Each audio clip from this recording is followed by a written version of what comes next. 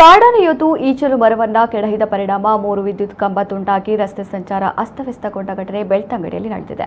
ಬೆಳ್ತಂಗಡಿ ತಾಲೂಕಿನ ಧರ್ಮಸ್ಥಳ ಸಮೀಪದ ಬೋಳಿಯಾರು ಎಂಬಲ್ಲಿ ಹೆದ್ದಾರಿಯಲ್ಲಿ ಈ ಘಟನೆ ನಡೆದಿದೆ. ಬೋಳಿಯಾರು ಬಳಿ ರಸ್ತೆ ಬದಿಯಿದ್ದ ಬೃಹತ್ ಗಾತ್ರದ ಈಚಲು ಮರವನ್ನ ಕಾಡಾನೆ ರಾತ್ರಿ ವೇಳೆ ನೆಲಕ್ಕುರುಳಿಸಿತ್ತು. ಇದರಿಂದ ಧರ್ಮಸ್ಥಳ ಶಿಶಿಲ ನಡುವಿನ 11 ಕೆವಿ ವಿದ್ಯುತ್ ತಂತಿಗಳಿಗೆ ಹಾನಿಯಾಗಿತ್ತು. 3 ವಿದ್ಯುತ್ ಕಂಬಗಳು ನೆಲಕ್ಕೆ ಉರುಳಿದ ಕಾರಣ ಘಟನೆ ನಡೆದ ಆಸುಪಾಸಿನ ಗ್ರಾಮಗಳಲ್ಲಿ ವಿದ್ಯುತ್ ಸಂಪರ್ಕ ಕಡಿತಗೊಂಡಿತು. ಮೆಸ್ಕಾಂ ಅಧಿಕಾರಿ ಮತ್ತು ಸಿಬ್ಬಂದಿ ಸ್ಥಳಕ್ಕೆ ಆಗಮಿಸಿ ಮರ ತೆರವುಗೊಳಿಸಿದರು.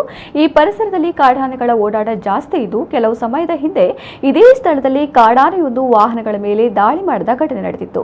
ಧರ್ಮಸ್ಥಳ ಗ್ರಾಮದ ನೇರ್ತನೆ, ಬೋಳಿಯಾರು, ಮುಳಿಕಾರು ಪರಿಸರದಲ್ಲಿ ಆಗಿಂದಾಗೆ ಕಾಡಾನೆಗಳು ಕೃಷಿಗೆ ದಾಳಿ ನಡೆಸುವ ಘಟನೆಗಳು ಸಂಭವಿಸುತ್ತಿವೆ.